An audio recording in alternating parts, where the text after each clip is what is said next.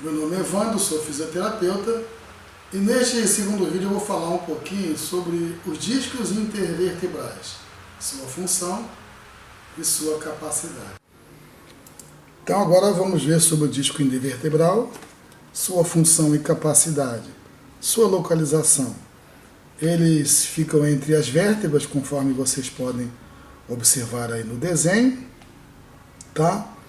Se assemelham a almofadas, mas na verdade são potentes amortecedores que se separam e protegem as vértebras uma das outras. Uma coluna vertebral saudável, segundo vocês podem observar nesse desenho, possui cerca de 23 discos intervertebrais, que vai de C2, lá em cima, que é a segunda vértebra cervical, até S1, que é a primeira vértebra sacra. O disco intervertebral possui dois componentes básicos, o anel fibroso e o núcleo pulposo. Sua função, segundo vocês podem observar no desenho, envolve transferir e amortecer as cargas ao longo da coluna vertebral. O disco intervertebral interage aos estímulos de compressão e descompressão com a função amortecedora, proporcionando assim mobilidade e estabilidade na coluna vertebral. A organização mecânica do disco intervertebral é muito interessante e não há dúvida de que foi projetado para proporcionar mobilidade associada à resistência, mas parece uma cebola cortada ao meio. O núcleo pulposo fica no centro, recebendo proteção dos anéis fibrosos. Com respeito à organização das fibras desses anéis, o anel fibroso, como parede do disco intervertebral, é uma rede fibroelástica toda entrelaçada, está entrelaçada porque suas fibras encontram-se organizadas em sentido oblíquo em toda a sua circunferência, uma para a esquerda, a outra para a direita, são várias encaixadas lado a lado, segundo esse exemplo desse desenho aí seccionado nas extremidades. O modo pelo qual essas fibras semielásticas do anel fibroso se entrelaçam confere resistência, mobilidade e flexibilidade ao disco intervertebral. Além de atuar como parede estável em torno do núcleo, essa composição organizacional também estabiliza e confere resistência aos movimentos da coluna vertebral. Uma coisa interessante é que ao receber uma carga de compressão, por exemplo, se os discos intervertebrais estiverem sadios, minimizará essa carga parecido a uma esponja ensopada que libera a água do seu conteúdo ao sofrer compressão. No repouso, o líquido retorna novamente.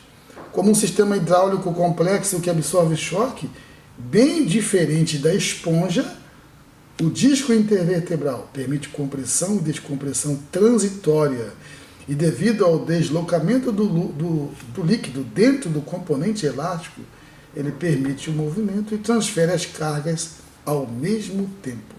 Por isso que ele é diferente da esponja. Agora, como isso deve acontecer dentro do disco intervertebral? Então, eu estou mostrando aqui um desenho de uma compressão. Aqui eu já mostro o desenho de um disco normal. Aqui ele está sofrendo compressão e, no segundo momento, descompressão. Como é que isso acontece?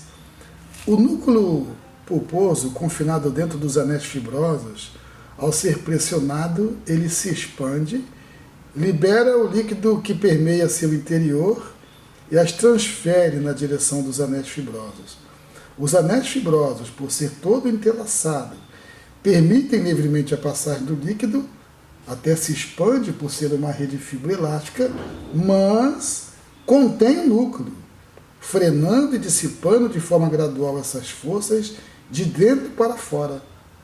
Cessando a compressão, ocorre a descompressão com o retorno, evidentemente, do líquido sinovial que está encapsulado ou encapsulando o disco. Por que isso acontece? Porque o disco intervertebral é gelatinoso, hidrofílico, ele é ávido de água, possui a capacidade física de absorver e expelir água, o que proporciona boa hidratação e flexibilidade. Na sua composição, os proteoglicanos e os glicosaminoglicanos são as células responsáveis por essa característica. É muito evidente que essas propriedades ficarão completamente prejudicadas se os discos intervertebrais se encontrarem desidratados ou ressecados, a exemplo aí dessas fatias de maçãs desidratadas. Por que isso pode acontecer? Simples. Falta de água, falta do líquido sinovial.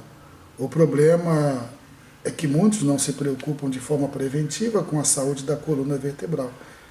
Muitas das vezes há sedentarismo, posturas inadequadas, levantar peso de forma errada.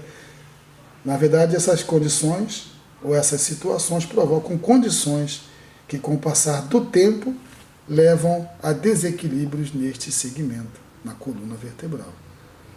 Uma musculatura estabilizadora hipotrofiada, fraca, lança muita carga sobre as vértebras, conforme já destaquei lá no primeiro vídeo, os espaços intervertebrais ficam diminuídos. Isso força uma compressão nos discos, o líquido sinovial sai e, sem uma descompressão, sem a ajuda dos músculos, não retorna, ressecando-os. Desta forma, o disco intervertebral perde toda a sua capacidade de amortecimento e resistência. Sem umidade, os anéis fibrosos pressionados intensos e continuamente ressecam-se, enfraquecem e rompem-se, uma vez pressionados pelo núcleo pulposo. Então, se você tem hernia de disco, pode ir lá observar no seu laudo lá de imagem que os discos encontram-se desidratados. Então, isso é um prato cheio para ter problema de hernia de disco, porque eles perdem, na verdade, toda a sua função de amortecimento se encontrarem sem líquido sinovial. E atente para um fato interessante.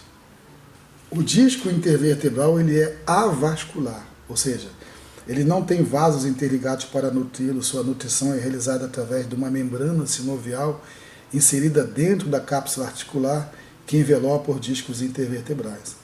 Na medida em que ocorrem os movimentos, a membrana é forçada a liberar seu conteúdo.